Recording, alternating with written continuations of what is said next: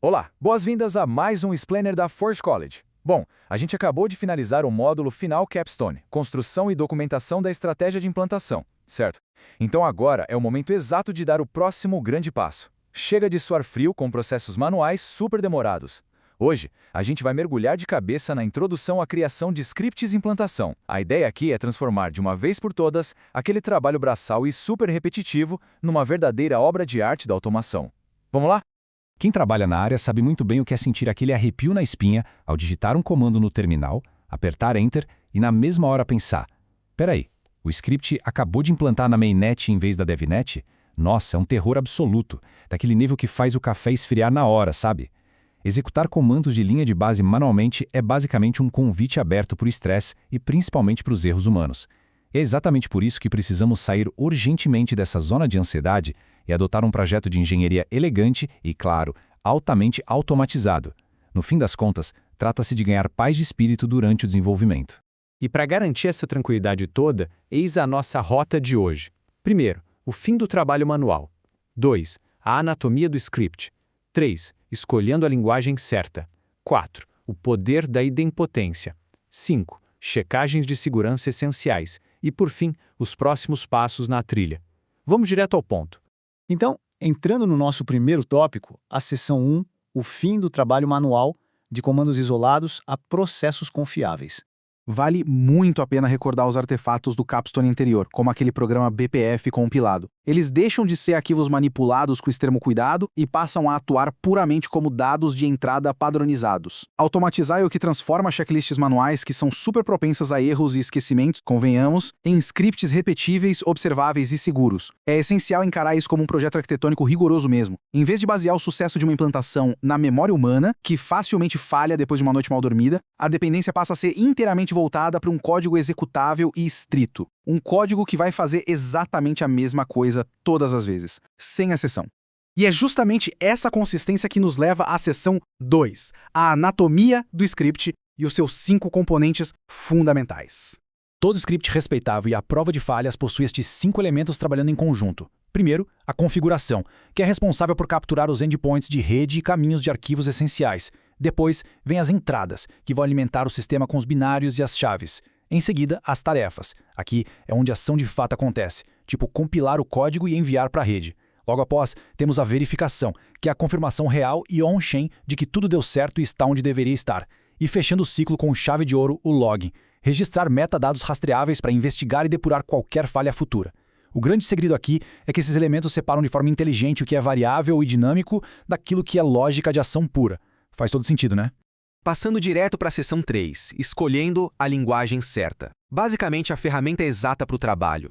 Escolher a linguagem de automação para um projeto Web3 é tipo decidir entre usar um martelo rústico e super pesado ou um laser de precisão cirúrgica. Do lado esquerdo, os clássicos scripts em Shell, como Bash ou ZSH, são extremamente rápidos de escrever e excelentes para orquestrar comandos simples de terminal. Mas eles se tornam profundamente frágeis e bem difíceis de manter quando a lógica e as condicionais escalam. Agora, do lado direito, encontramos opções como Node.js e Python. Estas são escolhas de altíssimo nível para efetuar leituras de RPC, manusear variáveis secretas e realizar validações muito mais complexas. Elas fornecem aquele controle de processo robusto e maduro que é absolutamente essencial para operações de rede intrincadas. E na prática do nosso ecossistema atual, o Node.js surge frequentemente como um meio-termo definitivo. A grande vantagem estratégica de adotar essa rota é que o ambiente do Node, quando combinado com a poderosa biblioteca @solana/web3.js, simplesmente reduz drasticamente o atrito no fluxo de trabalho. Torna-se possível incorporar checagens inteligentes diretamente integradas ao protocolo da rede dentro do próprio script. Isso mistura perfeitamente as chamadas RPC com a lógica de compilação. É um verdadeiro divisor de águas, que eleva a robustez ao outro nível. Avançando agora para a quarta seção, o poder da idempotência, o mecanismo de segurança definitivo. Mas afinal de contas, o que significa essa palavra tão específica? Bom, a idempotência atua como uma verdadeira vacina contra implantações duplas e acidentais. É o princípio de projetar uma tarefa computacional de tal forma que, se ela for executada várias vezes seguidas, não cause efeitos colaterais adicionais, prejudiciais ou catastróficos. O ponto central dessa prática é aplicar a técnica de detectar e pular. Antes de agir, o script lê ativamente o estado atual do cluster da Solana. Ele analisa os dados antes de decidir tomar qualquer ação destrutiva ou gastar fundos preciosos para criar algo novo. Se o que precisa ser feito já está devidamente registrado na rede, a ação de criação é simplesmente pulada. Genial, não é? O caminho de engenharia para uma implantação impecável é muito claro. Envolve preparar, pré-checagem, executar, verificar e finalizar. A idempotência atua aqui como um verdadeiro porteiro de segurança, especificamente nas fases de pré-checagem e verificação. Por exemplo, na pré-checagem, o script sempre faz aquela pergunta fundamental: essa conta de programa já existe? Se a resposta for sim, o fluxo nem sequer passa para a fase de execução.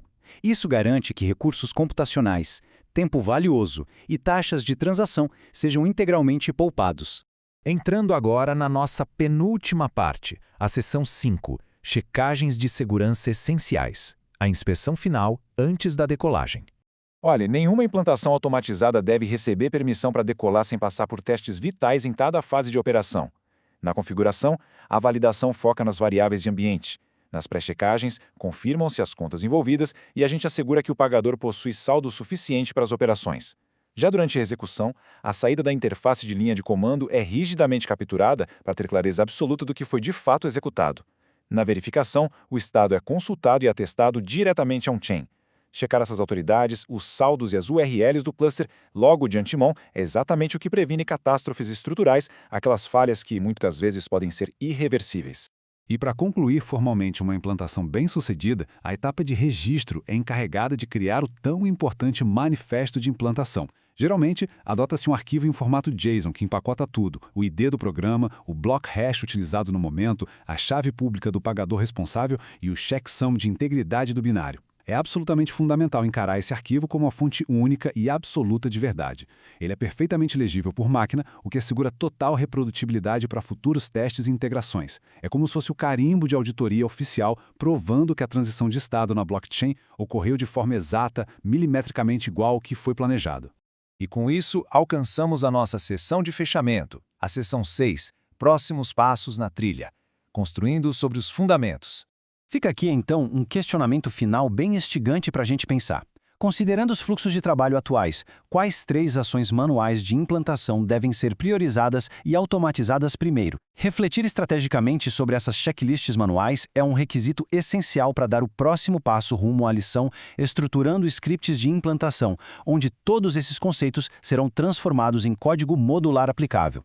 A maior recomendação é continuar estruturando e questionando constantemente as rotinas operacionais.